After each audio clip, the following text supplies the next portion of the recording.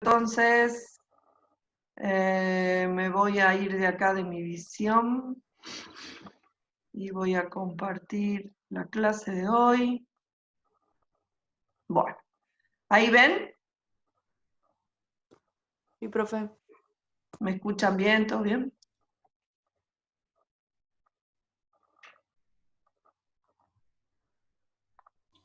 Sí. Bueno, listo. Entonces, hoy vamos a terminar de ver el último tema que va a entrar para el parcial, que abarca toda la parte de floración y fructificación.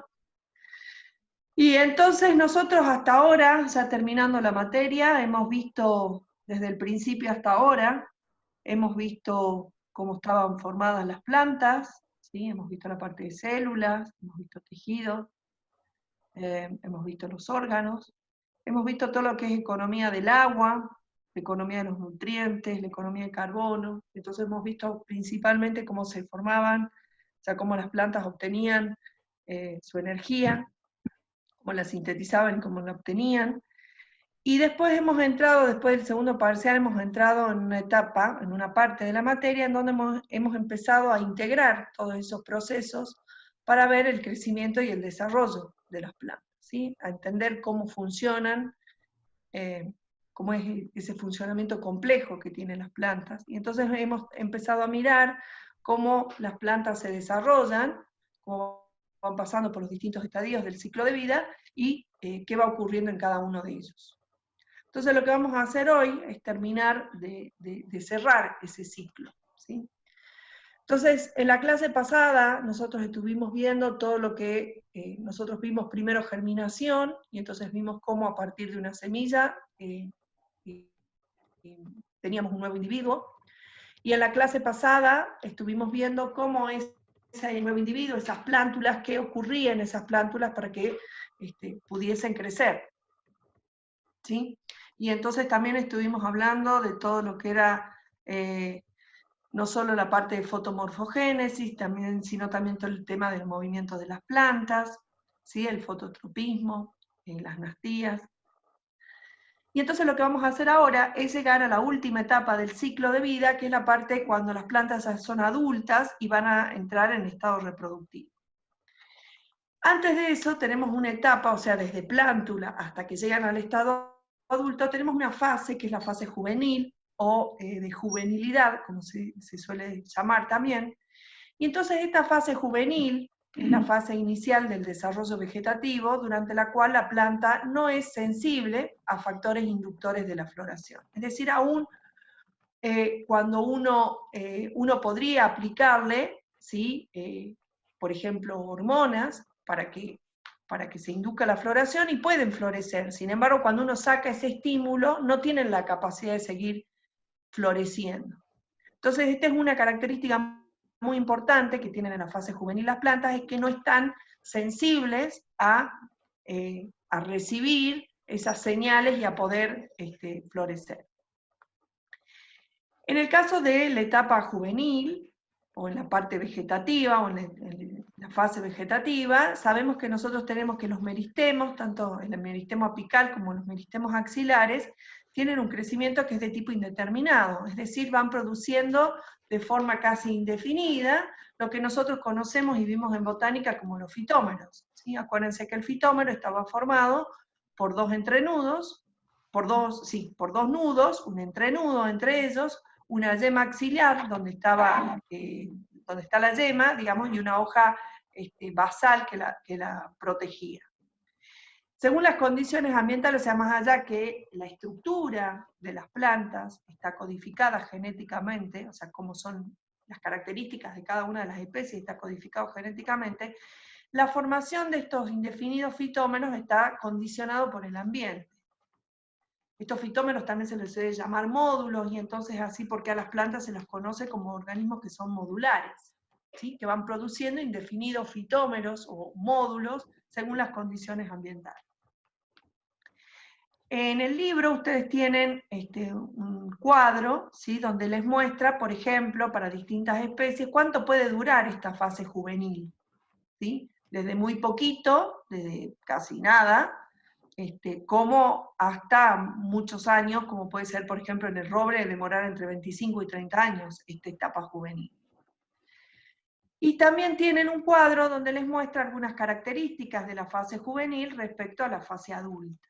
¿Sí? Hay dos características que son bien llamativas y son bien características que distinguen a la fase juvenil de una fase adulta, que son la forma de la hoja y la filotaxis. ¿Sí? Acuérdense que la filotaxis era cómo se disponían las hojas alrededor del tallo.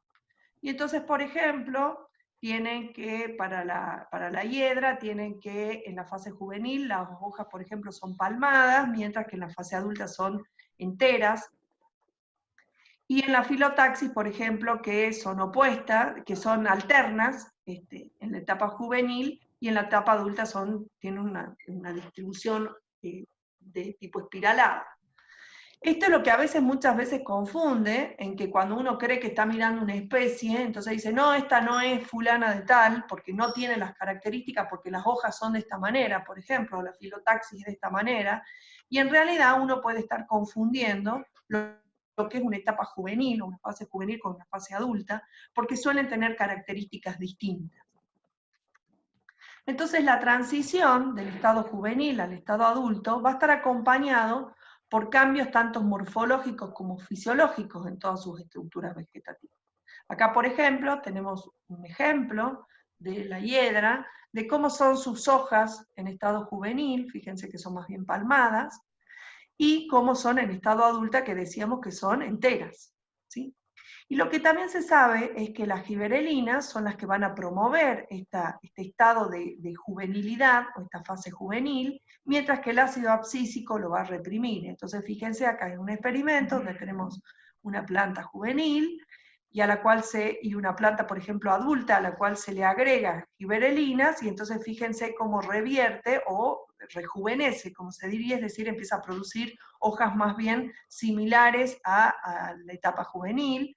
Y en este caso, por ejemplo, es una planta adulta con giberelinas y habas, y fíjense cómo predomina. Acuérdense que siempre el resultado, lo que nosotros estamos viendo es el resultado de un balance hormonal, y entonces en este caso fíjense que sigue teniendo las características de una planta adulta, o sea que el balance hormonal, evidentemente había más, en este experimento, más ácido abscísico que giberelinas, y acá, bueno, tenemos la planta adulta con sus características.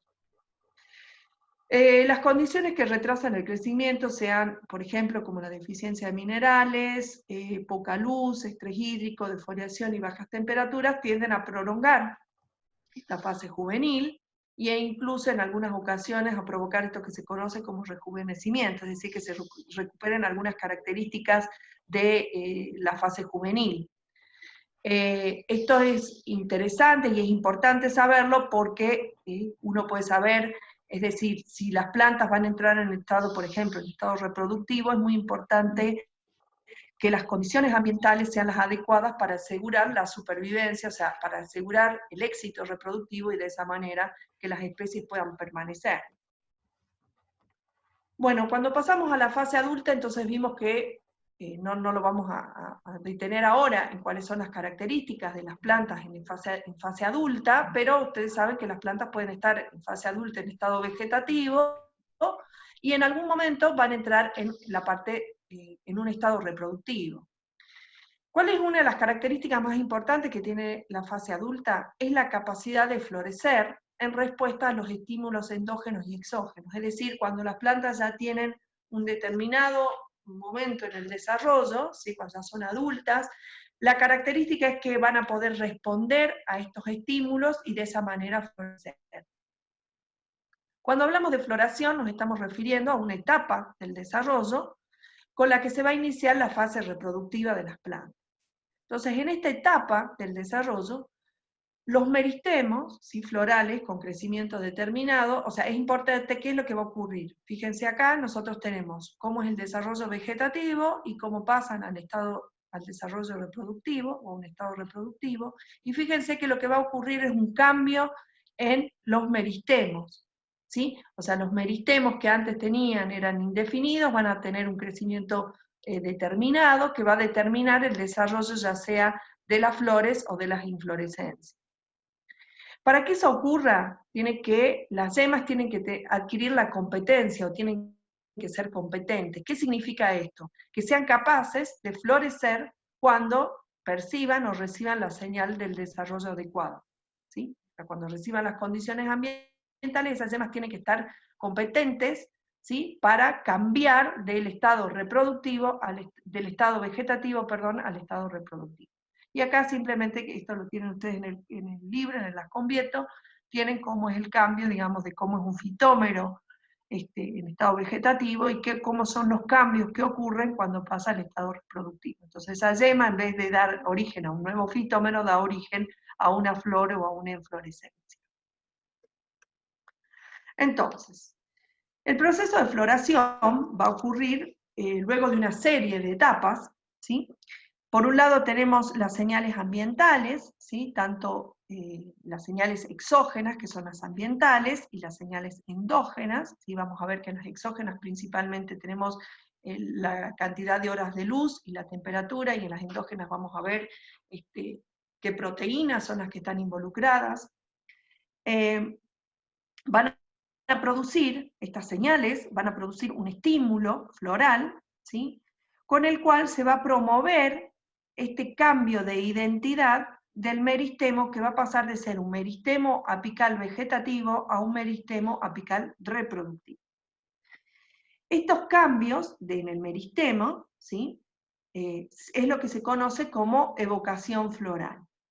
Y a partir de esta evocación floral, ¿qué es lo que pasa? El meristemo, como decíamos, empieza a diferenciarse y en vez de dar origen a nuevos tallos y hojas, va a dar origen a flores.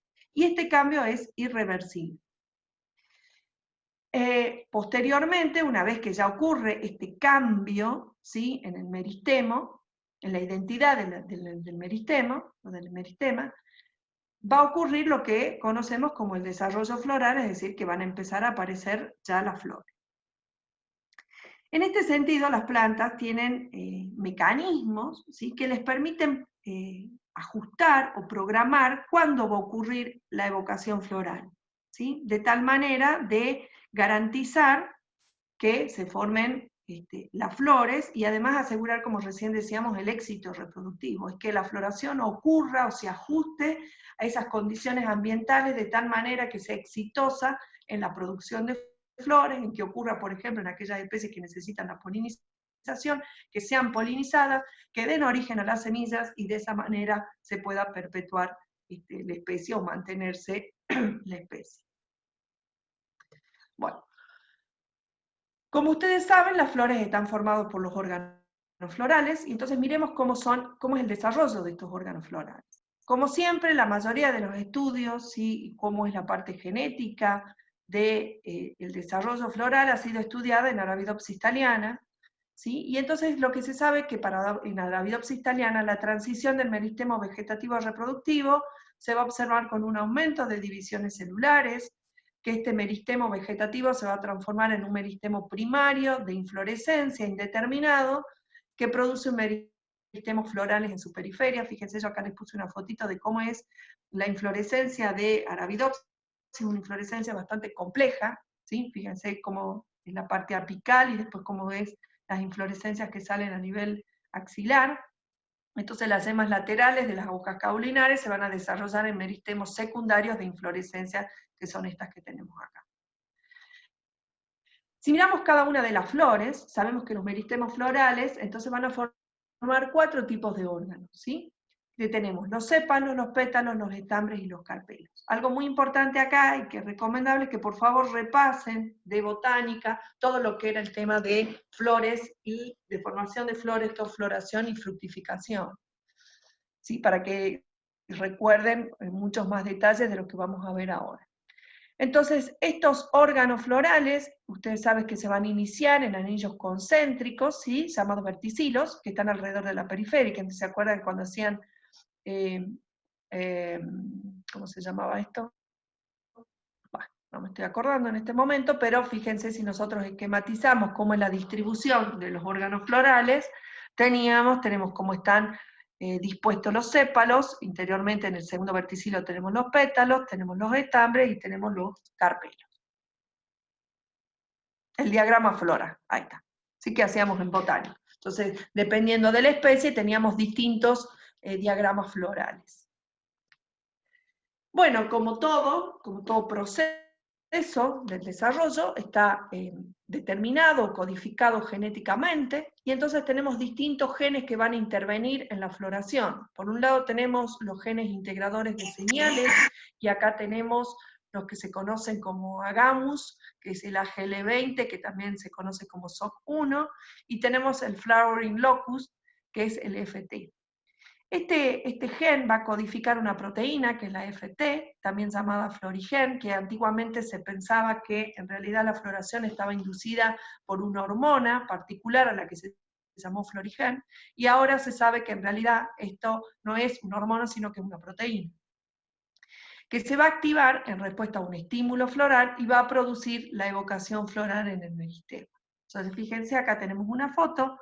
Esto en realidad es en arroz, y en arroz también, o sea, los estudios se han llevado a cabo, piensen, además de la Arabidopsis thaliana, en todo lo que son especies cultivadas, ¿sí? Obviamente por intereses agronómicos, para manejo de esas especies y para mejoramiento, y entonces está también estudiado, por ejemplo, en el caso de arroz o en todo lo que son los cereales, de ciclos de vida cortos o a lo sumo bianuales, ¿sí? Que permiten estudiar a las plantas completas, o sea, el ciclo de vida completo de las plantas. Entonces, fíjense, acá tenemos el homólogo en arroz, que es el HD3, y entonces acá tenemos cómo está la planta, el wild type, digamos, y si se sobreexpresa esta proteína, el HD3, fíjense cómo hay una floración temprana, y en el caso de que se subexprese o se silencie, vamos a ver cómo en realidad la floración va a ser tardía, ¿sí? Cuando se subexpresa. Bueno, por otro lado tenemos también los genes reguladores del desarrollo floral, y entonces acá tenemos tres tipos de genes. Tenemos los genes de identidad de los órganos florales, o sea, aquellos que van a dar la identidad a los órganos. Y acá tenemos que estos genes van a codificar para los factores de transcripción, que van a controlar la formación y función de estos órganos florales, y entonces tenemos, por ejemplo, a pétala 1, a pétala 2, agamus y pistilata. Y ahora vamos a ver cómo estos genes van a intervenir en esto que se conoce como el modelo ABC.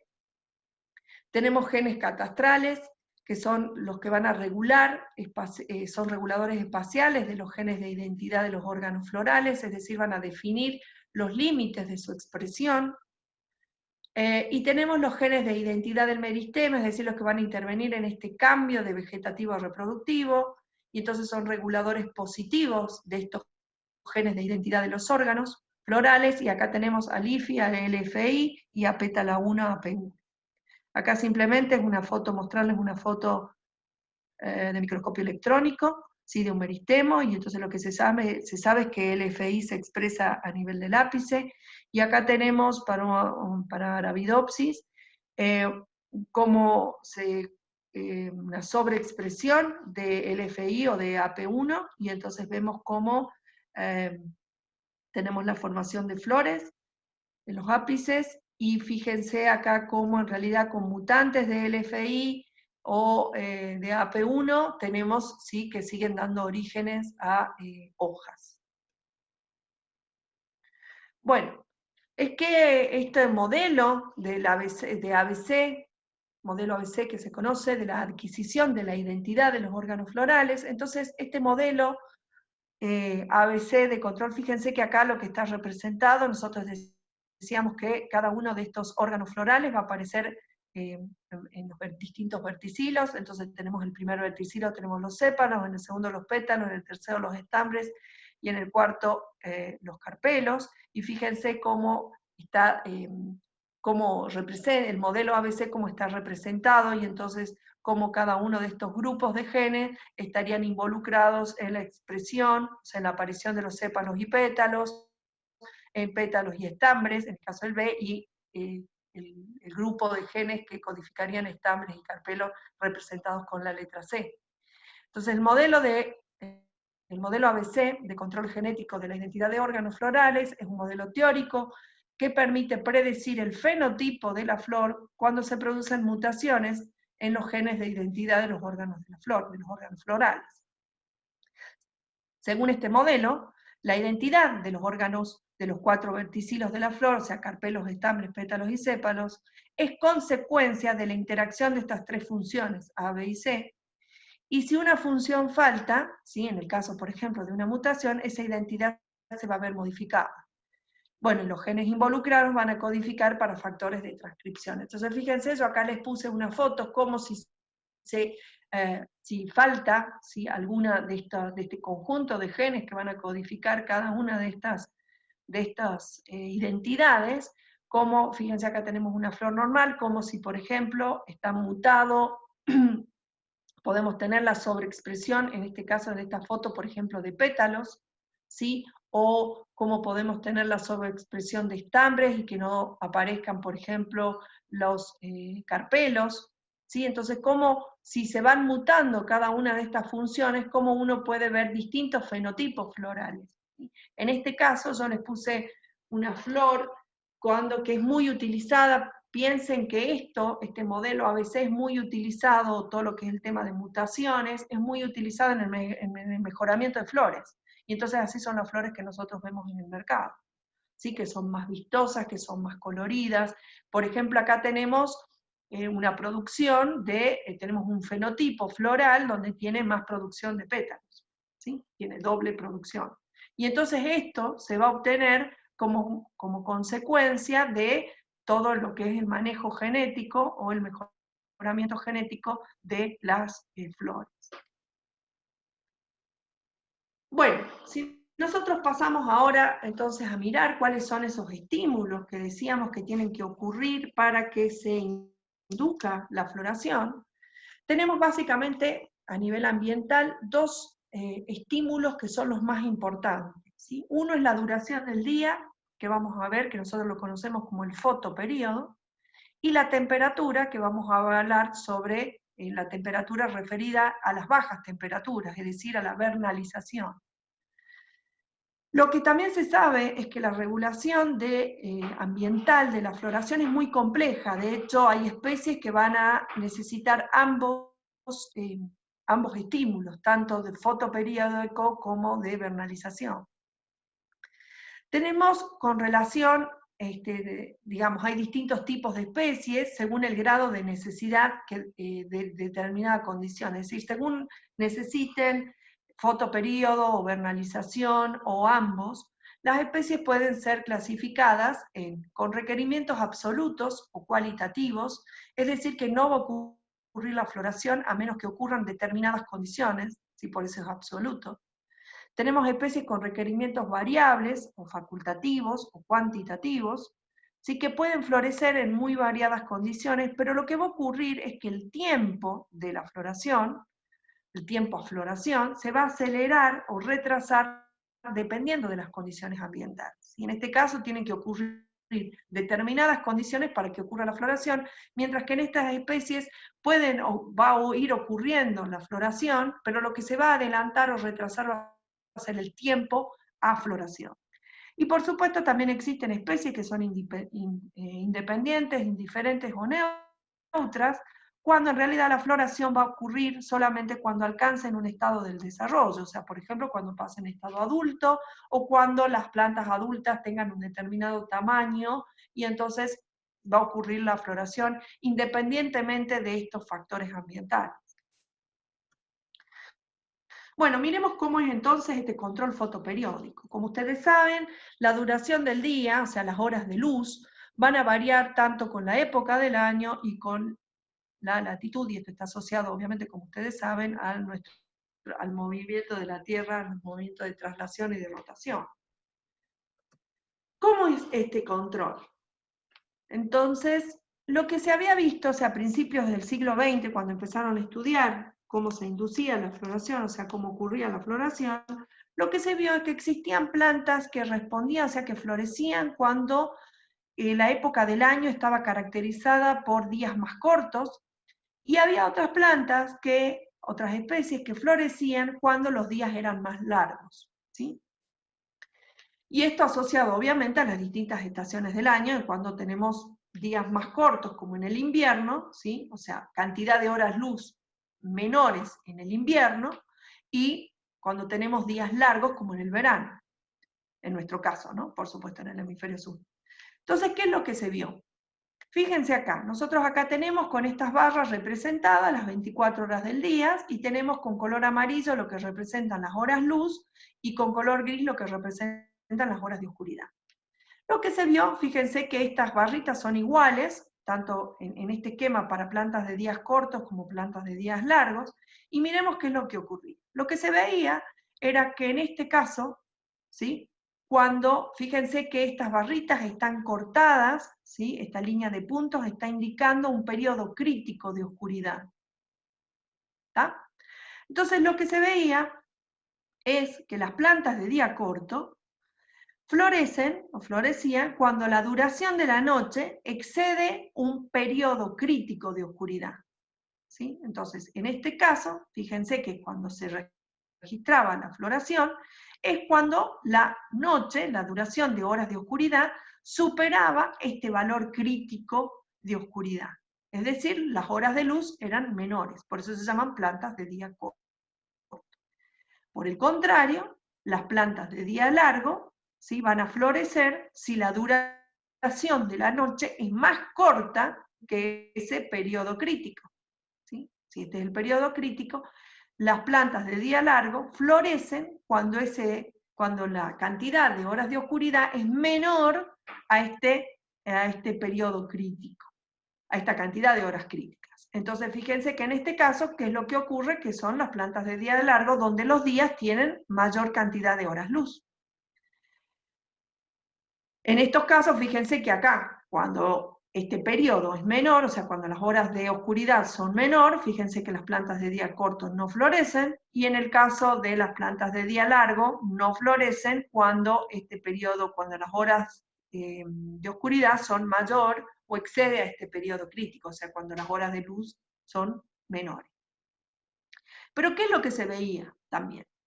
¿Qué pasaba, o qué pasa, si ese periodo de noche, de oscuridad, es interrumpido por un pulso de luz? Y entonces lo que se veía es que en estas condiciones, fíjense que uno esperaría que florezcan una planta de día corto, las horas de luz son menor, y entonces uno esperaría que en esta situación estas plantas de día corto florezcan. Sin embargo, cuando se les daba un pulso de luz, lo que se veía era que no florecían. ¿Sí? O sea que las plantas percibían que aumentaban la cantidad de horas luz, y entonces no estaban las condiciones para que se induzca la floración. Mientras que en el caso de las plantas de día largo, ¿qué es lo que ocurría? En esta situación, ¿qué es lo que pasaría si no estaba el pulso este de luz? Pues no florecerían porque el día es corto. ¿Sí? Sin embargo, cuando se daba este pulso de luz, o sea, se interrumpía la noche con un pulso de luz, las plantas eran capaces de florecer, es decir, que percibían o sensaban que aumentaban estas horas luz, esta cantidad de horas de luz, y entonces por lo tanto se inducía la floración. Entonces miremos acá cómo es este tiempo a floración. ¿Qué es lo que tenemos? Miremos primero para una planta de día largo, y entonces en esta figura nosotros tenemos representado el tiempo a floración en días en función del fotoperíodo. Fíjense que acá tenemos una línea de puntos que por debajo de este, fíjense que en esta franja no va a ocurrir floración porque está representando lo que es la fase vegetativa básica. Es decir, que no importa cómo sea el fotoperíodo, o sea, cuántas horas de luz haya, ¿sí? Las plantas no van a florecer porque en realidad están en una etapa vegetativa todavía. O sea, no está la inducción, como recién decíamos, las plantas no están receptivas para recibir el estímulo y florecer. ¿Qué pasa cuando se supera esta fase vegetativa? Entonces dijimos, las plantas van a empezar a ser capaces de recibir este estímulo y a florecer. ¿Qué pasa en las plantas de día largo? Fíjense, el tiempo de floración, ¿sí? En el eje de las Y, obviamente va a aumentar hacia arriba y va a disminuir hacia acá, hacia la parte inferior. Entonces, ¿qué es lo que tenemos? Fíjense que en las plantas de días largos vamos a tener una parte, una fase que es una fase cuantitativa, y entonces fíjense cómo a medida que va aumentando el fotoperíodo, ¿sí? Hacia el lado de la derecha, a medida que aumenta el fotoperíodo, este tiempo a floración va a empezar a disminuir, ¿sí? Hasta un valor crítico, fíjense, que es este valor crítico del fotoperíodo, que se llama fotoperíodo crítico umbral, donde ya se va a desencadenar la floración, ¿sí? Es una fase que se llama cualitativa, en donde ya ocurre la floración. Este fotoperíodo crítico umbral es la cantidad, es la longitud del día a partir del cual se va a inducir floración.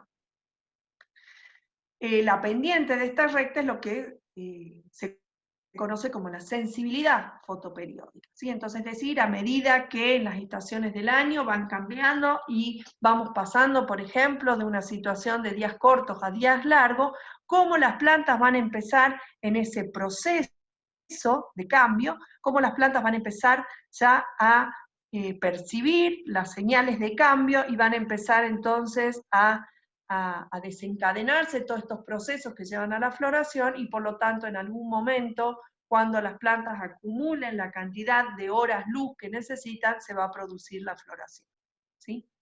Bueno, acá simplemente es una foto de Arabidopsis, que es una planta de días largos, y entonces fíjense cómo cuando los días son cortos no ocurre floración, mientras que cuando ocurre la secuencia, o sea, empiezan a aparecer los días largos, cómo se induce la floración. ¿Qué pasa con plantas de días cortos, como pueden ser el arroz? Tenemos este mismo esquema, tenemos un valor, ¿sí? Acuérdense por acá, donde tenemos la fase vegetativa básica, donde entonces decimos que no va a ocurrir la floración, porque no está, digamos, en el momento de las yemas, los meristemos todavía no son receptivos, o sea, no están competentes para recibir esa señal y inducir la floración. Y entonces fíjense qué es lo que pasa acá. En el caso de las plantas de día corto, fíjense que la parte de la floración va a ocurrir cuando los días sean cortos, ¿sí? O sea, cuando en este eje sea hacia el lado de la izquierda. ¿Sí? Acá se va. ¿Qué es lo que pasa entonces en una planta de día corto? Acá ocurre la floración, fíjense que el tiempo a floración es menor, es el mínimo. Pero ¿qué pasa cuando las plantas empiezan obviamente cuando aumenta el fotoperíodo, disminuye? En realidad esta figura uno lo debería mirar al revés, deberíamos mirarla en este sentido. Es decir, cuando nosotros pasamos del invierno, cuando pasamos de días largos, ¿sí? Acá tenemos fotoperiodos con mayor cantidad de horas luz, fíjense cómo también tenemos una fase cuantitativa en donde a partir que se empiecen a acortar los días, o sea, venirnos en este sentido, también va a empezar toda esta inducción de la floración, ¿sí? Va a empezar a disminuir el tiempo a floración hasta que se acorten definitivamente los días y se induzca la floración. ¿Sí? ¿Se entiende? Entonces esta figura en realidad hay que mirarla de derecha a izquierda. Y entonces acá tenemos una foto de un arroz, de un wild type, del genotipo silvestre, ¿sí? Y acá tenemos un mutante donde lo que se puede ver es, digamos, cómo, a ver, esperen que lo vuelvo a mirar. Bueno, producen en realidad este mutante, ¿sí? Fíjense que acá, después leanlo detenidamente, lo que está diciendo es que estas plantas, tanto el wild type como el mutante, fueron sometidos a días largos. Y entonces, si están sometidas a días largos, como el arroz es una planta de día corto, no se induce la respuesta de floración, mientras que en el mutante, como está mutado, ¿sí? La percepción, entonces puede florecer.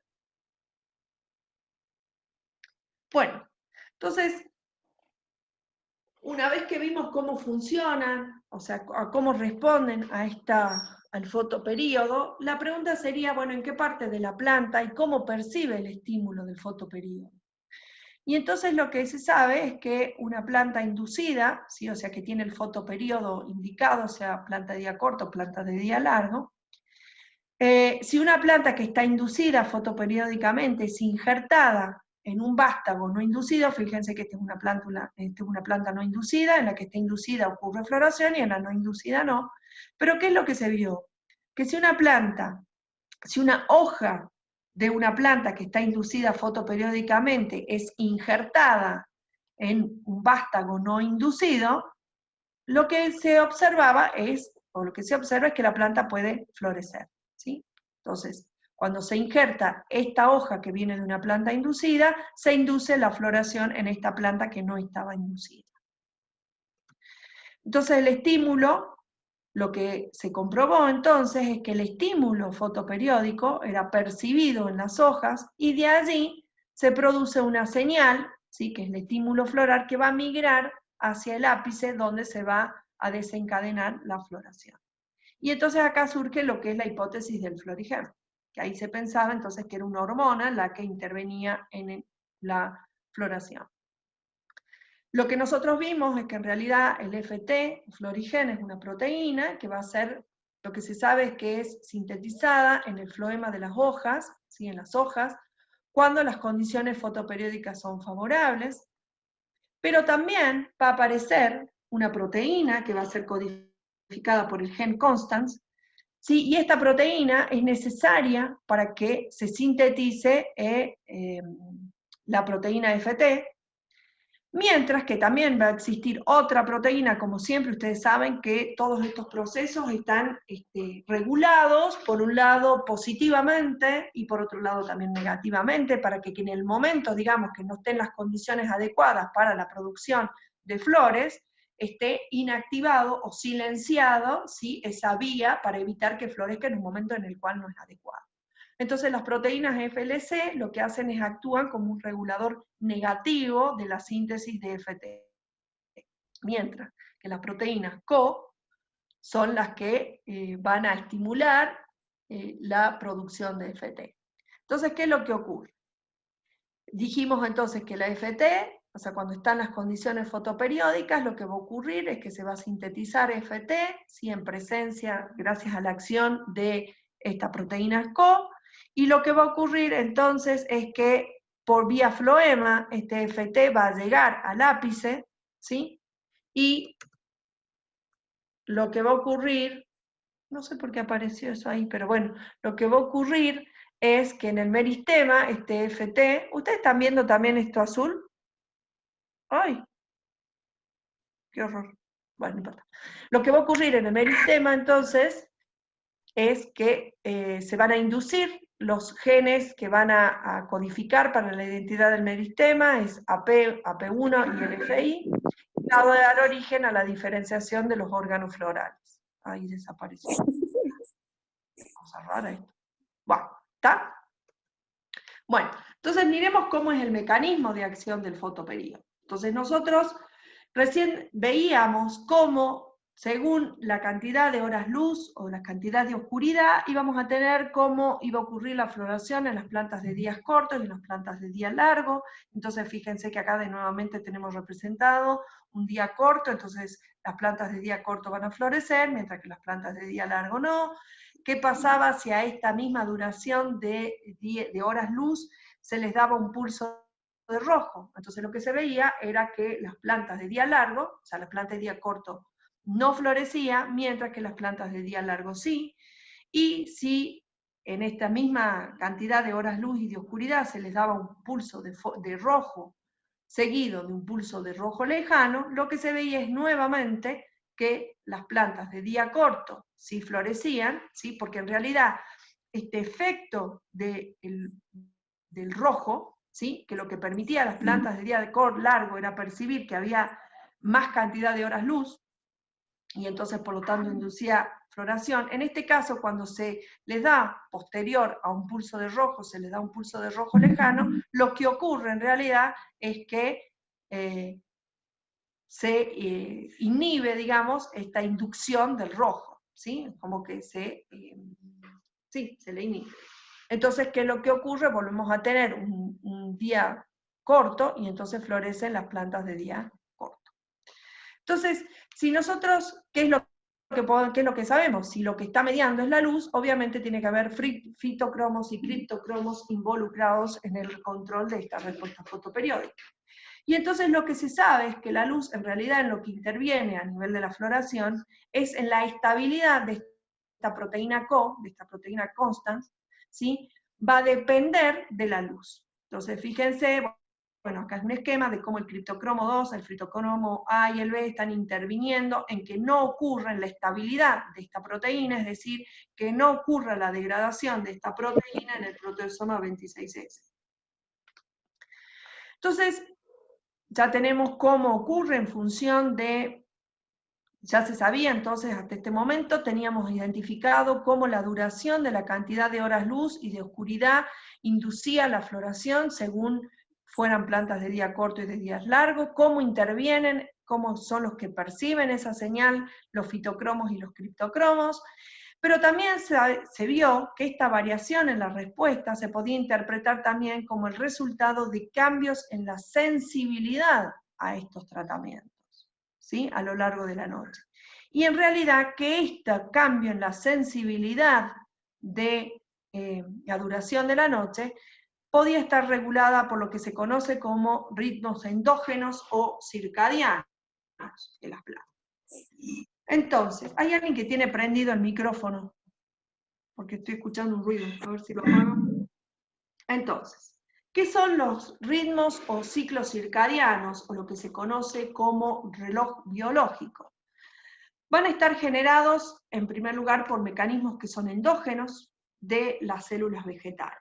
¿Qué son entonces estos ritmos circadianos o ciclos circadianos? Son oscilaciones en un proceso biológico, como puede ser, por ejemplo, la expresión de genes o algún proceso fisiológico, como podría ser, por ejemplo, cuando nosotros veíamos los movimientos de las hojas, están regulados por ciclos circadianos, parte de la apertura de los estomas, en realidad la conductancia estomática está regulada endógenamente por estos ciclos, también la expresión de genes, ¿sí? Que están involucrados, sean en procesos, por ejemplo, bioquímicos o fisiológicos de fotosíntesis o de distintos procesos, como vamos a ver ahora cómo están involucrados en la floración.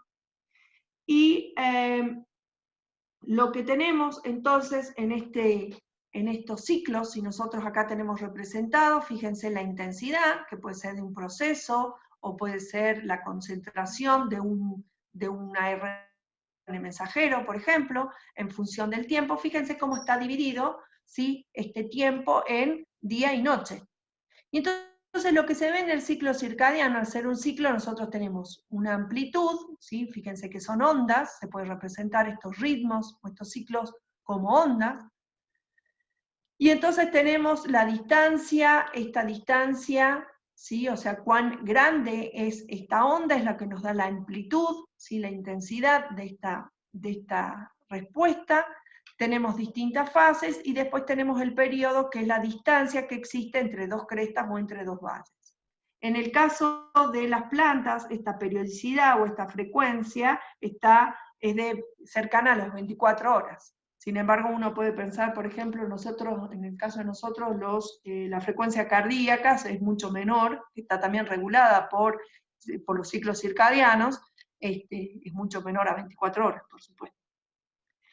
Entonces, fíjense acá, lo que tenemos representado en esta figura es cómo está distribuido, si el día, en horas luz y en horas de oscuridad, y cómo ocurren estos ciclos circadianos. ¿Cuál es la diferencia si yo les dijera, bueno, qué pasa si nosotros tenemos lo que se llama un ritmo, un ciclo, si se quiere, exógeno, a diferencia de estos que son endógenos? La diferencia radica en que los ritmos o los ciclos circadianos, cuando desaparecen, ¿sí? Fíjense en esta figura. Acá nosotros tenemos una frecuencia, ¿sí? De oscuridad, día, o sea, tenemos noche, día, noche, día, noche, día, y entonces estos procesos van ocurriendo, ¿sí? Siguiendo este ciclo. Un ciclo circadiano, un ciclo endógeno, se sabe que es que corresponde a un ciclo endógeno, porque aún cuando desaparecen, fíjense acá, desaparece el día, ¿sí? O sea, supónganse que nosotros una planta la dejamos en oscuridad, se sigue observando esa respuesta. ¿Está? Mientras que si fuera un estímulo exógeno, lo que vamos a ver es que cuando desaparece esta frecuencia, ¿sí? Lo que ocurre es que la respuesta pasa, o sea, desaparece. No seguimos viendo esta oscilación en esta respuesta, en esta intensidad. ¿Sí? Entonces, ¿cómo uno puede distinguir si es un ciclo circadiano? O sea, si esa respuesta fisiológica es el resultado de este reloj biológico, este reloj endógeno, lo podemos ver cuando desaparece, o sea, cuando uno, por ejemplo, pone todas las plantas en luz o en oscuridad y el proceso sigue ocurriendo de manera cíclica. En realidad lo que se vio es que cuando las plantas se las pone en oscuridad, no ajusta un ritmo de 24 horas, sino más de similar a 26 horas. Pero uno sigue observando la respuesta. Entonces, ¿cuáles son los componentes que tiene que tener un ciclo circadiano? Tiene 3 componentes. Por un lado tiene que tener un reloj u oscilador central, que es el que va a generar este ritmo, que es de aproximadamente 24 horas, y lo que se ha visto en Arabidopsis es que este reloj en realidad está conformado por proteínas que van a regular la expresión de genes. En realidad se sabe que los ciclos circadianos son muy poquitos genes los que están codificando para que funcionen estos ciclos. Necesita un sistema de sincronización, es decir, que ajuste o que ponga en hora, como podríamos decir si es un reloj, con respecto a los ciclos diarios de luz y oscuridad, ¿sí? para evitar que ocurran desfasajes, y en realidad este sistema de sincronización lo realizan los fitocromos y los criptocromos, y además un sistema de transmisión de esta señal recibida generada por este reloj que regula los distintos procesos fisiológicos, y entonces acá es como transmisión de esta señal podemos tener la proteína FT.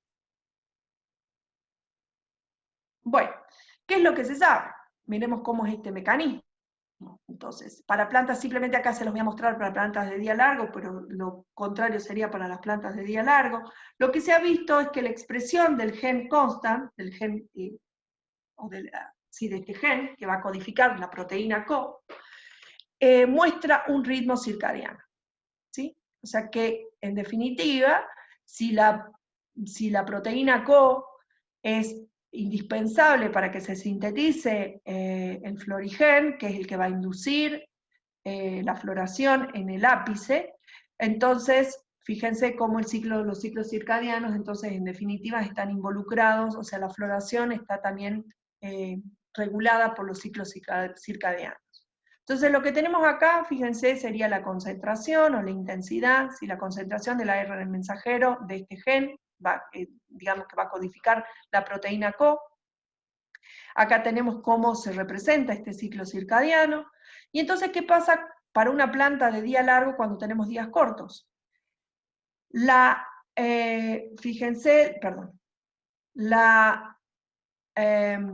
Esta enzima CO va a estar degradada o desmembrada, ¿sí? Fíjense que hace rato la habíamos representado esquemáticamente acá. Fíjense, acá es como está de manera activa, y acá es cuando está desactivada, está degradada, ¿sí? Y entonces, cuando los días son cortos para una planta de día largo, entonces esta proteína va a estar degradada, por lo tanto no se va a activar o no se va a estimular la síntesis de florigen, por lo tanto no se va a estimular la floración. ¿Qué pasa cuando los días son largos?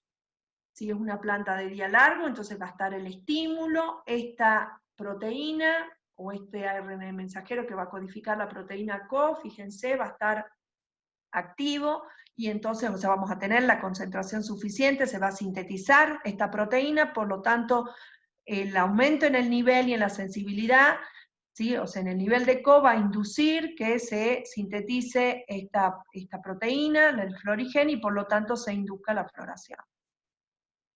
¿Qué es lo que ocurre cuando, por ejemplo, se acuerdan cuando decíamos, bueno, qué pasa con los días cortos cuando se les da un pulso de rojo lejano? Y entonces lo que se va a hacer es se va a revertir esta situación, y lo que va a ocurrir es que aparezca, se sintetice la proteína CO y por lo tanto se induzca la floración. ¿Sí? O sea, se sintetice el florigen y por lo tanto se induzca la floración. Si lo miramos de manera contraria, uno podría pensar esto mismo para una planta de día corto. Puede ser un buen ejercicio para que lo hagan. Acá simplemente mostrarles cómo tenemos, este cuadro lo tienen ustedes en el libro, en el Asconvieto, algunas especies de plantas de día corto, de plantas de día largo y de indiferentes. Fíjense cómo todos son especies de interés para la floricultura, o sea, flores, o de especies de interés agrícola, ¿sí? De cultivos. Bueno, pasemos al segundo entonces factor, dijimos, o condición ambiental que es muy importante en la inducción de la floración, y es la vernalización. Dijimos que es la temperatura. ¿Qué es la vernalización? Es el proceso por el cual la exposición prolongada a bajas temperaturas va a promover o estimular la floración. Obviamente, si las bajas temperaturas van a estimular la floración, las altas temperaturas van a revertir ese proceso, esa vernalización.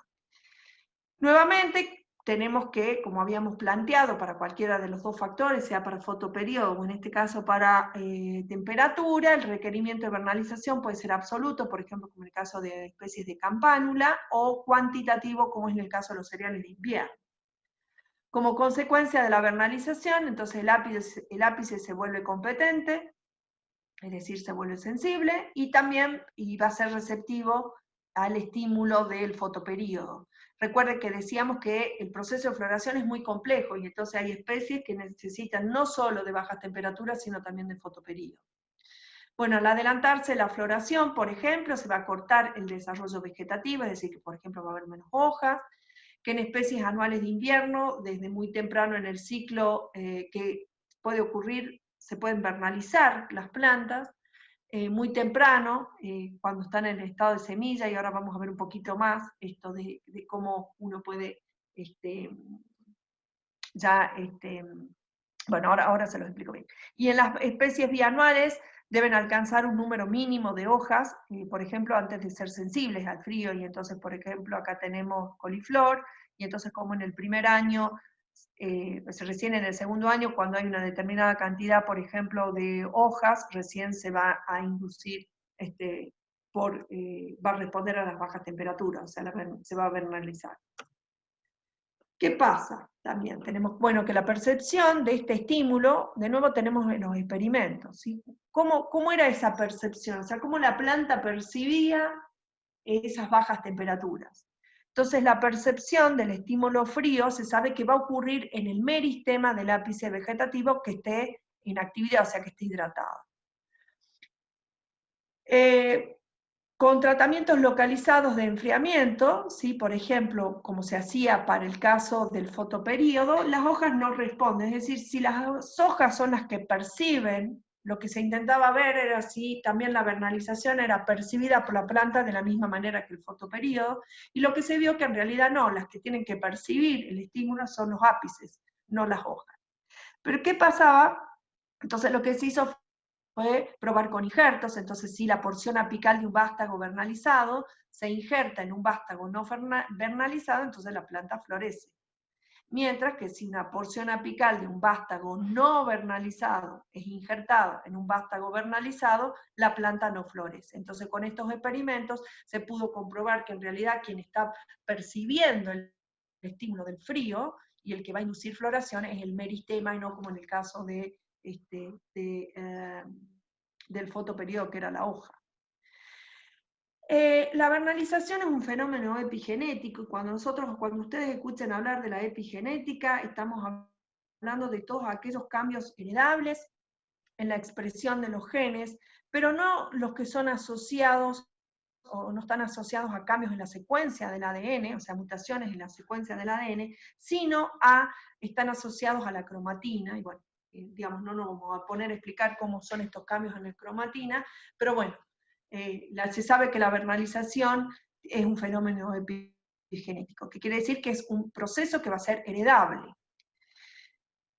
Establece un cambio, ¿sí? Al ser epigenético, establece un cambio que va a perdurar a través de las divisiones metóticas en ausencia de ese estímulo. Es decir, una vez que se vernaliza este estímulo, ¿sí? O este cambio va a perdurar después sucesivamente en las divisiones celulares. Y lo que también se sabe es que no es que la vernalización se hereda, lo que se hereda es la vernalización, el requerimiento de vernalización. Es decir, cuando recién decíamos que, por ejemplo, acá, cuando decíamos que en las especies anuales de invierno uno podía sensibilizar a las semillas, es decir, uno puede vernalizar las semillas en el estado de semillas, uno las puede vernalizar, pero no significa que esas plántulas originadas de esas semillas ya no necesiten ser vernalizadas. Lo que se va a heredar es el requerimiento de vernalización. ¿Está? ¿Sí? Es decir, lo que perciben esas semillas, ¿sí? Cuando uno vernaliza las semillas, es que va a quedar, ¿sí? Ese cambio va a perdurar en las sucesiones de divisiones, y entonces cuando germine y cuando crezca, que cuando llegue al estado adulto, va a significar que ya va a estar sensibilizada para estos requerimientos de vernalización. Miremos un ejemplo de vernalización de campanula, que recién decíamos que tenía requerimientos absolutos. Este es un trabajo que se realizó en el 2009. Fíjense lo que tenemos acá. Tenemos las temperaturas, ¿sí? Sometieron, ¿se acuerdan cuando estuvimos viendo ya en otros procesos del desarrollo, como en germinación, en crecimiento, cómo las plantas se van sometiendo a distintas temperaturas, ¿sí? Y acá tenemos en la duración, o sea, cuánto tiempo eran sometidas a cada uno de estos tratamientos. Y entonces fíjense, acá están 5 semanas sometidas a temperaturas bajo cero, a temperaturas de 2,5 grados, 5, 7, sí, hasta 20, ¿sí? 7 semanas sometidas a cada uno de esos tratamientos, 9 semanas y 12 semanas. Entonces lo que se veía era que, en primer lugar, uno mirando estas figuras, uno puede decir que hay temperaturas mayores a los 15 grados, no se observa floración, ¿sí? No importa cuánto sea el tiempo que estén sometidas esas plántulas, con temperaturas mayores a los 15 grados ya no ocurre la floración. Y que la exposición de temperaturas entre, se puede decir más o menos, los 2,5 grados y los 12,5 grados, fíjense en este rango, ¿sí?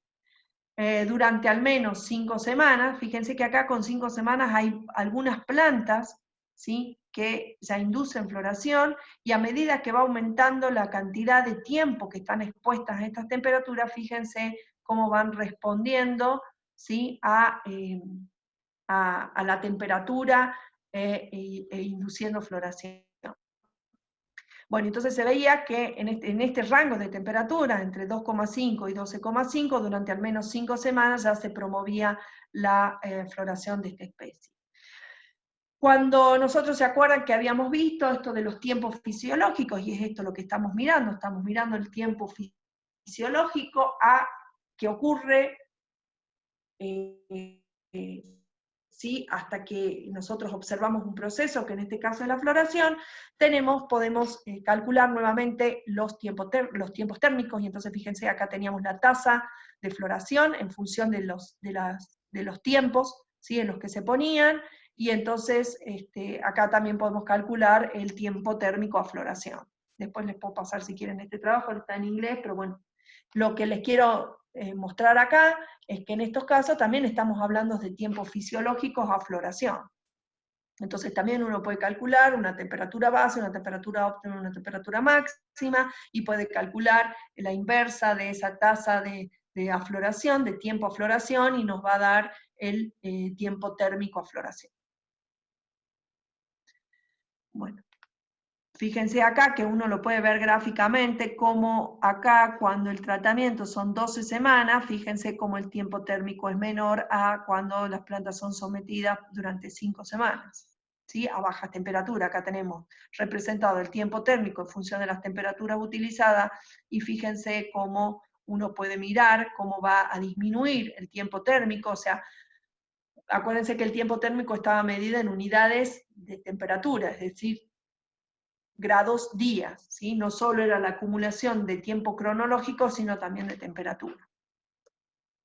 Bueno, ¿qué pasa en los cereales de invierno que tienen, por ejemplo, este es otro ejemplo, que tienen requerimientos cuantitativos de vernalización? Y entonces acá tenemos representado el número final de hojas, ¿sí? En función de los días de vernalización, para a 4 grados, digamos, estas plantas fueron vernalizadas a 4 grados, y después se observó, después de esos días de vernalización, cómo respondía el número de hojas para cultivares de trigo y de centenos de invierno y de primavera, y entonces fíjense cómo aquellas plantas que fueron vernalizadas presentan una mayor cantidad de hojas finales, ¿sí? Y cómo a medida que va pasando el tiempo después de vernalización ya se observa una disminución en esta cantidad de hojas, ¿sí?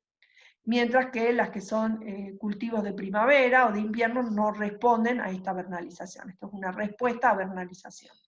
Acá simplemente los saqué de un artículo que es muy, muy lindo, que uno puede ver en función de las estaciones del año, ¿sí? Cómo pasa toda una etapa del ápice en estado vegetativo, ¿sí? Y cómo luego de la vernalización, que decíamos que es la que que es el estímulo que necesita, se va a empezar a desarrollar todo lo que es la inflorescencia para terminar luego los cereales. El trigo necesita también una planta de día largo, y entonces primero recibe el estímulo de la vernalización, seguida de el fotoperíodo. Recién decíamos cómo cuando recibe la vernalización queda ya susceptible a percibir los días largos, y entonces se desarrolla ya la espiga. Nuevamente, bueno, tenemos, en realidad, nosotros dijimos que la vernalización va a actuar a nivel del ápice, pero lo que sí sabemos es que teníamos, ¿se acuerdan?, estas proteínas que son represores de la floración, en hojas, y bueno, y en el ápice también. En este caso estamos mirando la parte de vernalización. Cuando el FLC es reprimido por la vernalización, entonces la planta puede responder al fotoperíodo. ¿Por qué es importante la presencia de estas proteínas que decíamos? Porque en realidad, cuando no es la época de floración, estas proteínas van a estar presentes de tal manera de inhibir la síntesis de FT, que era la que intervenía en la inducción floral. Bueno, y entonces cuando ocurre la vernalización, lo que va a ocurrir es que va a inhibir a FLC, y por lo tanto se va a inducir la síntesis de FT.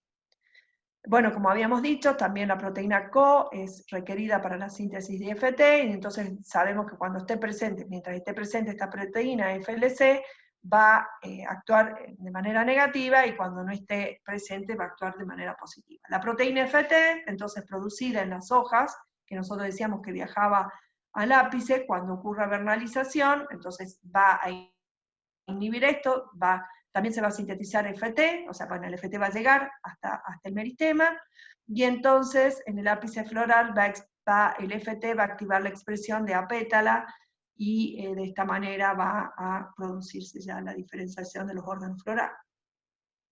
Acá simplemente es también de este mismo artículo que recién les mostraba, y entonces fíjense qué pasa en un cereal de invierno versus Arabidopsis. En los cereales de invierno, por ejemplo, de clima templado, acá aparece otro gen, que es el BRN, que está asociado a la vernalización. Este BRN2 lo que va a hacer es reprimir la síntesis de FT, y por lo tanto va a bloquear la promoción de la floración durante los días largos antes del invierno. Es decir, aun cuando sean plantas que necesitan días largos, la floración va a ocurrir en primavera. Por lo tanto, este gen lo que va a hacer es reprimir la producción de FT. Bueno, el BRN2, lo que vamos a ver es que durante el invierno, ¿sí? Se va a inhibir, y va a aparecer, se va a expresar el BRN1, ¿sí? Que va a ser inducido por la vernalización, y que lo que va a hacer es activar la síntesis de FT. Y ya con los días largos, entonces va a ocurrir la floración.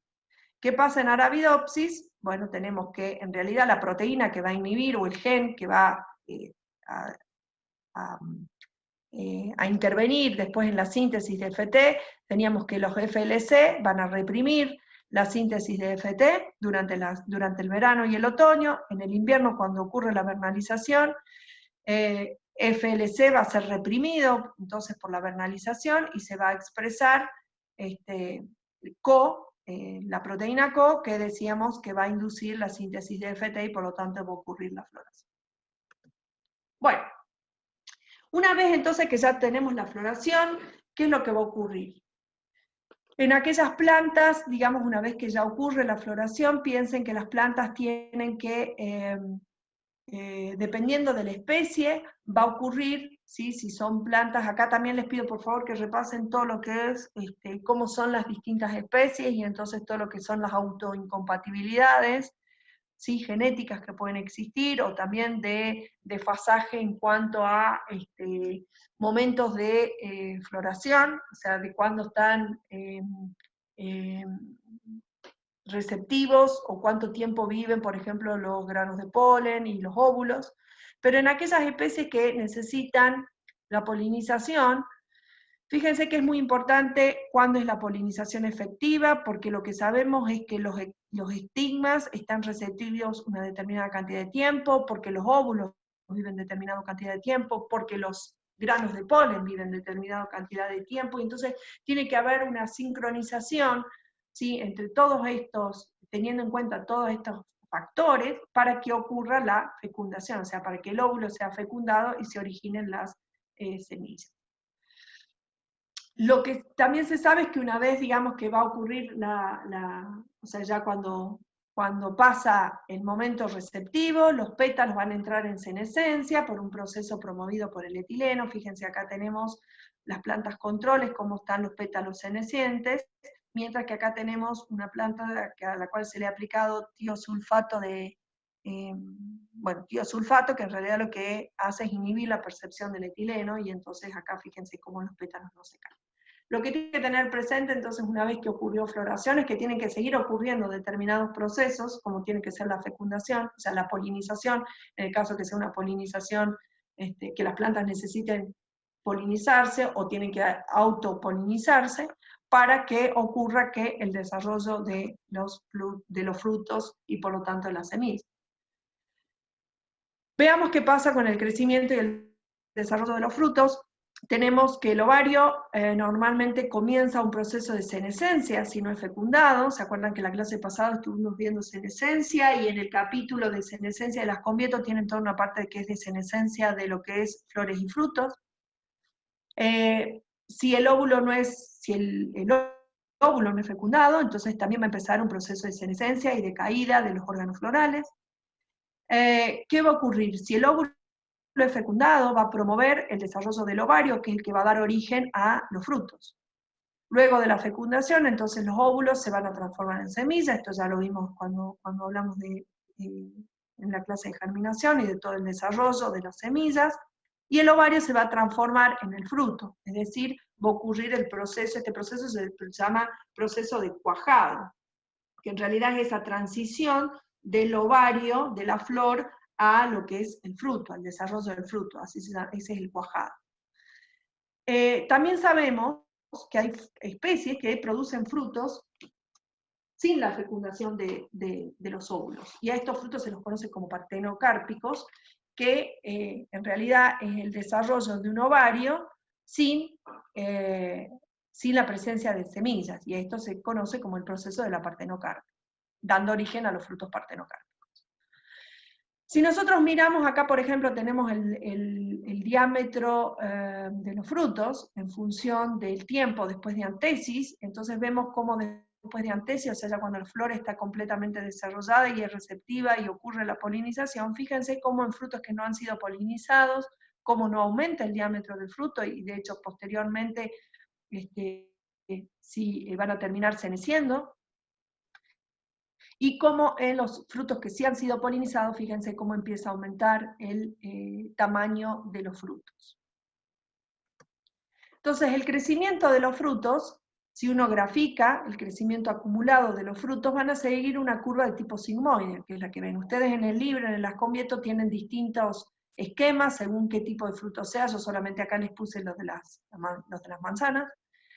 ¿Qué es lo que tenemos representados acá? Tenemos representado el peso, ¿sí?, del fruto en gramos en función del tiempo, y lo que vamos a ver es cómo desde que se forma el fruto, o sea, desde que empieza a desarrollarse, a crecer ese fruto, tenemos tres fases: una fase 1, una fase 2, una fase 3. En esta fase 1, fíjense que es más de tipo de un crecimiento exponencial, esta parte.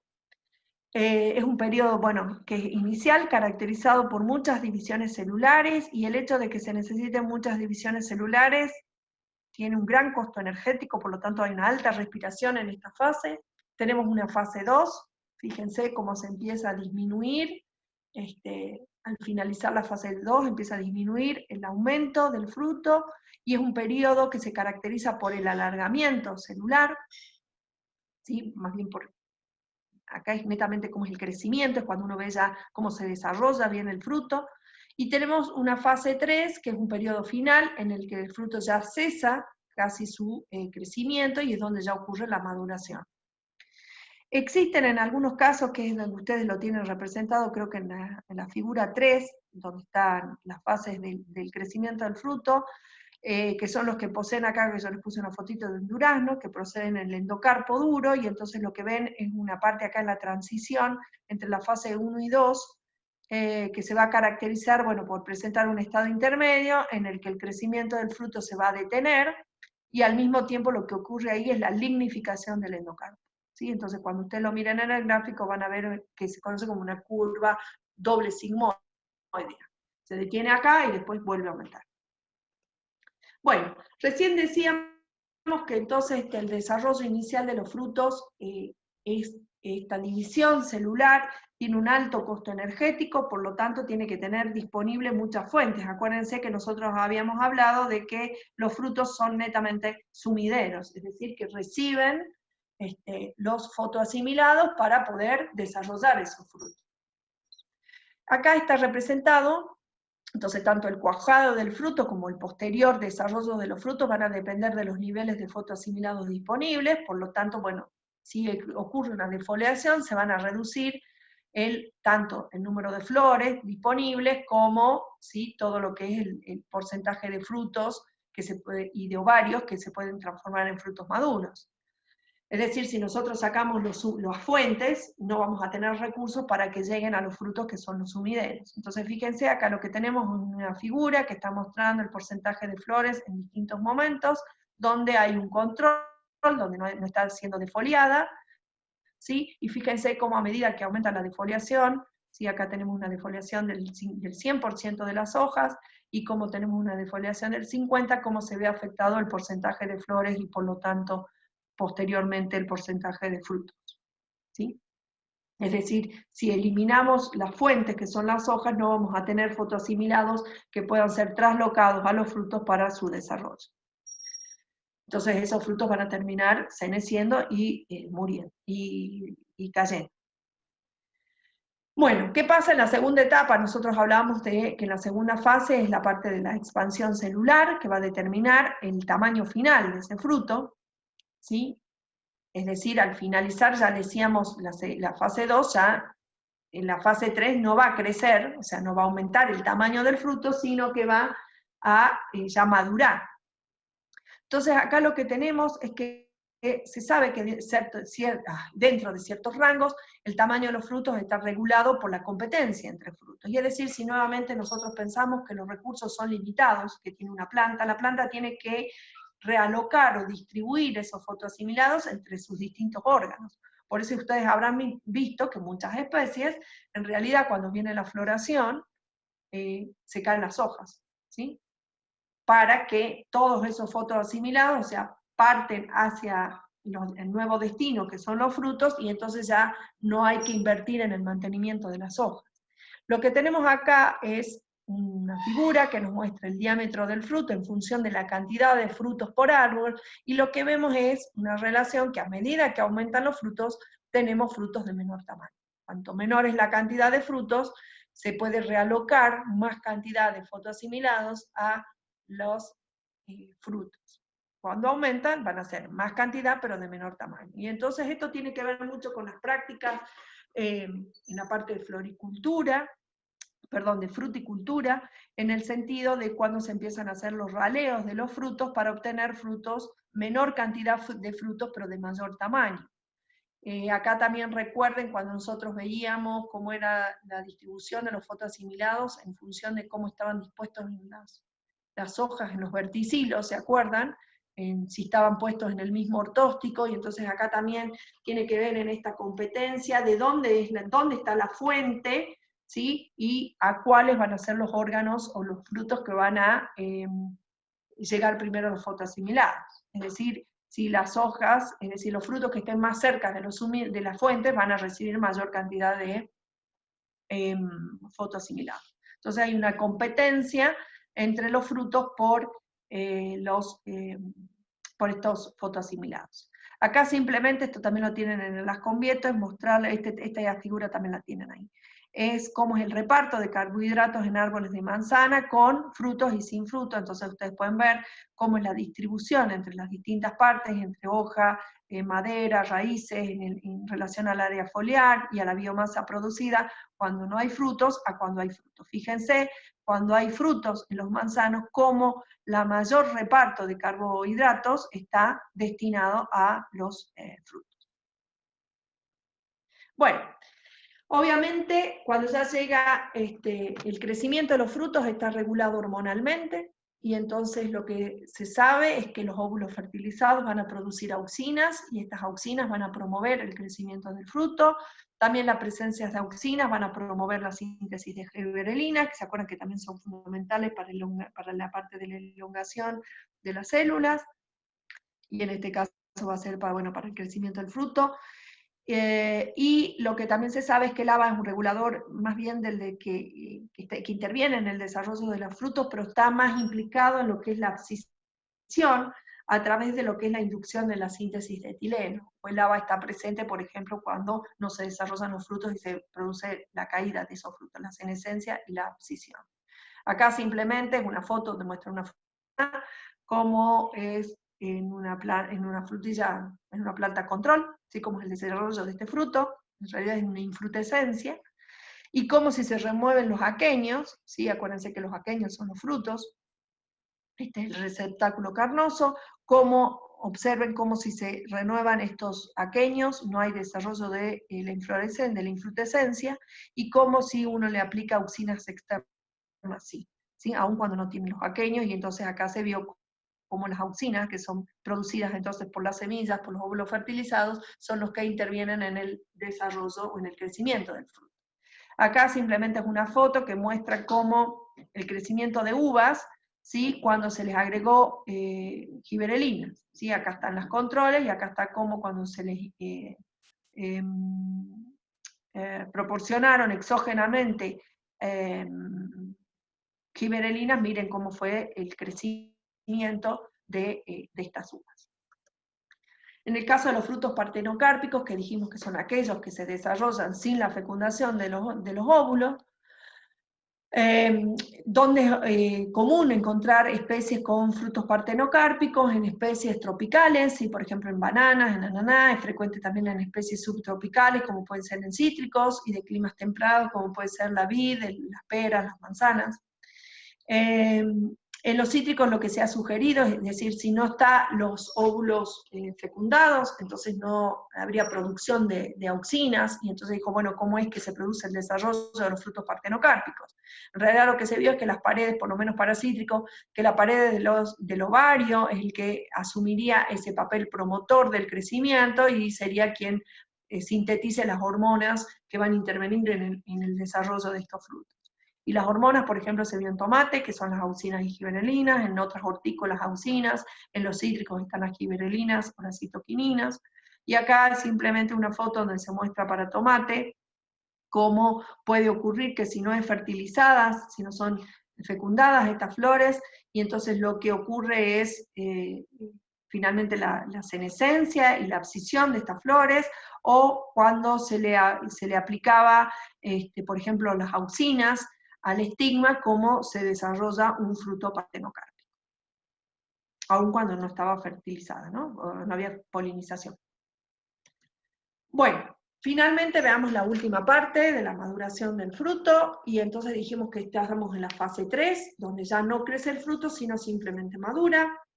Entonces la maduración se define como el conjunto de cambios externos, ¿sí? De sabor y de textura, y de color, que un fruto experimenta cuando completa su crecimiento.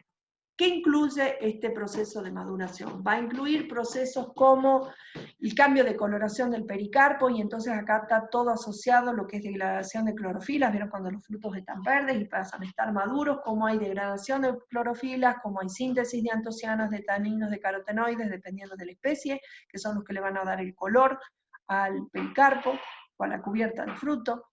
Va a haber un descenso en el contenido de almidón, va a haber un incremento en la concentración de azúcares, va a haber una reducción de la concentración de ácidos, y va a haber una pérdida también de lo que es de la firmeza, ¿sí? O sea, van a empezar a actuar las enzimas hidrolíticas. Bueno, mientras las plantas mientras los frutos estén en la planta, la maduración se retrasa. Y lo que también se sabe es que el etileno es el que induce la maduración de los frutos. O sea, se sabe que el etileno interviene en la maduración de los frutos, no para todas las especies. Ustedes van a ver cuando lean en el libro la gran variabilidad que hay en cuanto a maduración de frutos, dependiendo de la especie y el tipo de fruto, cómo van a ocurrir estos procesos y quiénes son los que intervienen en la maduración. Pero sí se sabe que el etileno es una hormona, básicamente es la conocida como la hormona de la maduración de los frutos. La maduración también puede retrasarse si se inhibe, por ejemplo, la síntesis de etileno o de la enzima poligalacturonasa, y entonces son los que se conocen como los tomates de larga vida. Y entonces piensen todo lo que significa para la post cosecha, y esto es para los agrónomos muy importante, cómo es el manejo de esos frutos una vez que han sido cosechados, para que lleguen en óptimas condiciones cuando son vendidos. O sea, todo el proceso desde la cosecha hasta la góndola, ¿sí? Si se quiere decir, cómo hay que tener en cuenta ¿sí? Todos los procesos que van a ir ocurriendo ya en la maduración y posteriormente en la senescencia de ese fruto. Bueno, el fruto después, posteriormente, va a perder turgencia, va a aumentar su sensibilidad a las condiciones del medio ambiente y va a iniciar lo que se conoce como la senescencia, ¿sí? O la podredumbre del fruto. Tenemos distintos tipos de frutos en función si quien está interviniendo es el etileno, ¿sí? Si tiene una respuesta al etileno y una síntesis de etileno. Tenemos los frutos climatéricos y los frutos no climatéricos, y entonces los climatéricos se van a caracterizar por acumular almidón durante su crecimiento.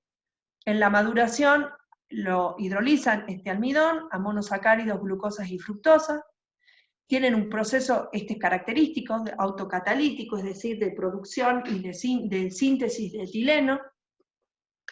Estos frutos se van a caracterizar también por un aumento de la respiración, y tenemos como ejemplo el durazno, el tomate, el kiwi, manzana, pera, banana, melón. Los frutos no climatéricos son aquellos que se caracterizan por acumular ya directamente monosacáridos durante su crecimiento. Entonces, por lo tanto, la tasa de respiración y todos estos procesos, ¿sí? Ya ocurrieron previamente, entonces ya lo que almacenan, lo que acumulan son monosacáridos. En la maduración no experimentan incrementos significativos, como recién les decía, de su tasa respiratoria. Y tenemos como ejemplo los cítricos, las aceitunas, cerezas, calabazas. En los frutos climatéricos, acá lo que tenemos es, bueno, recién decíamos que en los frutos climatéricos la maduración es percibida por un incremento en los niveles de etileno, que van a provocar un aumento en la tasa de respiración, y entonces acá tenemos, en esta figura, tenemos la producción de dióxido de carbono, sí, por respiración, y acá tenemos el contenido de etileno en función de los días después de la cosecha. Entonces fíjense cómo a medida que pasa el tiempo de que los frutos han sido cosechados, va a aumentar la respiración, y fíjense cómo hay un momento donde aumenta la concentración de etileno. Si acuérdense, el etileno es una hormona que es un gas. Y entonces fíjense cómo aumenta el etileno y cómo aumenta la tasa respiratoria. Acá es simplemente una foto donde se muestra un experimento, ¿sí? Donde se puso manzanas en una bolsa cerrada durante una semana, junto con manzanas que estaban maduras. O sea, se habían puesto manzanas maduras y pedazos y cáscara de manzana, y se las puso en una bolsa una semana, y afuera había otras manzanas que estaban todavía inmaduras. Recuerden que las manzanas son fruto frutos climatéricos, digamos que se pueden madurar una vez cosechados en respuesta al etileno, y entonces lo que se veía acá, en lo que se ve en esta figura, es como después de una semana, ¿sí? Maduraron las manzanas que estaban puestas, que estaban inmaduras, y esto fue como consecuencia de ¿qué? De la producción de etileno, ¿sí? Y del aumento de la tasa de dióxido de carbono, mientras que las manzanas que estaban afuera, fíjense cómo todavía permanecieron durante más tiempo inmaduras. Algo muy importante, y que es lo que nosotros tenemos en nuestro conocimiento diario, es cómo las temperaturas van a afectar la maduración de los frutos, y entonces lo que se sabe es que las bajas temperaturas lo que van a hacer es disminuir la respiración o dificultar la respiración de estos ácidos orgánicos, sobre todo para los cítricos, retrasando la pérdida de acidez y por lo tanto su maduración. Y entonces así que nosotros las frutas, para mantenerlas más tiempo, las guardamos a bajas temperaturas, de tal manera de disminuir la producción de etileno y la producción de dióxido de carbono. No obstante, las frutas en algún momento empiezan su proceso de senescencia y de lo que nosotros conocemos como podredumbre. Por lo tanto, este manejo de las temperaturas, de las concentraciones de etilenos, de dióxido de carbono, son muy importantes, como decíamos recién, para todos los que se dedican a la producción de frutales y para su comercialización, es cómo se manejan. Por ejemplo, muchas veces se cosechan en forma, los climatéricos se cosechan de manera inmadura, en un estado inmaduro, se comercializan, o sea, se trasladan, se exportan en estado inmaduro, y cuando llegan ya a su destino final, lo que se hacen es entrar en cámaras donde están sometidas a etileno y se hacen que maduren. Bueno, finalmente, ya para terminar, entonces, lo que hay que tener presente, cerrando ya, digamos, ya habríamos visto todo el ciclo de vida y habríamos visto todos los procesos que son necesarios para el funcionamiento de las plantas. Hay que tener presente que las plantas deben ajustar o sincronizar estos eventos, tanto de floración como de polinización, como de dispersión de semillas y de germinación, de tal manera a estos cambios ambientales, nacionales que va sufriendo, que tenemos, que aseguren de tal manera el éxito reproductivo y la permanencia de las especies, ¿sí? Entonces las plantas tienen mecanismos que les va a ir permitiendo ajustar estos procesos de tal manera, siempre pensando que la reproducción sea exitosa y pueda ocurrir la germinación y por lo tanto que esa especie persista. Bueno, listo. La clase que viene, ahora les pregunto si hay dudas, pero la clase que viene, acuérdense que hasta acá, hasta este tema de floración y fructificación, va a entrar en el parcial. La clase que viene, el lunes que viene, lo que vamos a hacer es ver la parte de estrés, todos estreses, y la parte de estrés, como yo les había dicho, como no entra en el parcial, se les va a preguntar en la promoción y se les va a preguntar a los que rindan final, ¿sí? Como no va a ser un tema que haya sido evaluado en un parcial, va a ser evaluado para todos, o sea, sepan que el tema de la semana que viene de estrés va a ser evaluado en las promociones y en el examen final. Bueno, preguntas sobre floración y fructificación. Sí, yo, profe, buen día, ¿cómo le va? Hola Nadia, ¿cómo te va? Cuando hablaba de la parte de floración y fotoperiodo, hizo referencia a una fase vegetativa base.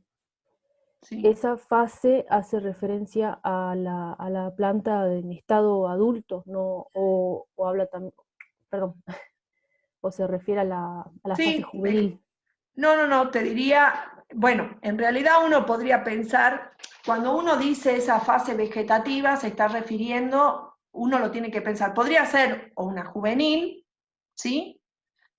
O podría ser una adulta en estado vegetativo, pero lo que es importante pensar ahí, esa fase vegetativa, es como pensar que en realidad el meristemo no está competente, o sea, no está sensible para percibir la respuesta, ¿sí? Por más que estén las condiciones fotoperiódicas, esos meristemas no están sensibles, no están competentes para poder cambiar de un estado vegetativo, o sea, no ocurre la evocación floral, es decir, no cambia de vegetativo a reproductivo. Es esa fase vegetativa. Bueno, ¿Sí? gracias, profe. Obviamente, si esa fase, si uno está pensando que está hablando de una planta que está en estado juvenil, bueno, esa fase vegetativa puede ser mucho más larga, obviamente, porque en realidad no ha ocurrido todavía su desarrollo, o sea, no pasó, no avanzó en su desarrollo de juvenil a adulta. Si uno lo piensa en una planta adulta vegetativa, bueno, está en estado en fase vegetativa y todavía esos meristemas no están competentes, ¿sí? No están receptivos para hacer ese cambio. Entonces puede estar en fotoperiodo, pero no pasa nada. ¿Sí? Sí, profe, gracias. Obviamente lo que necesita es que empiece a cambiar ese fotoperiodo, que empiece a acumular, o sea, que esté en el estado de desarrollo adecuado para que se pueda desarrollar o desencadenar la floración.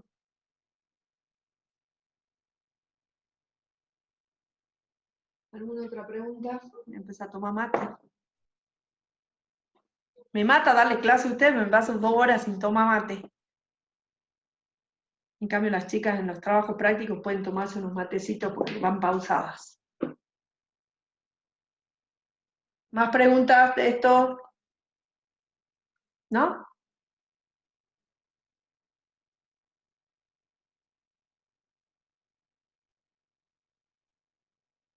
Recomendación, bueno, ya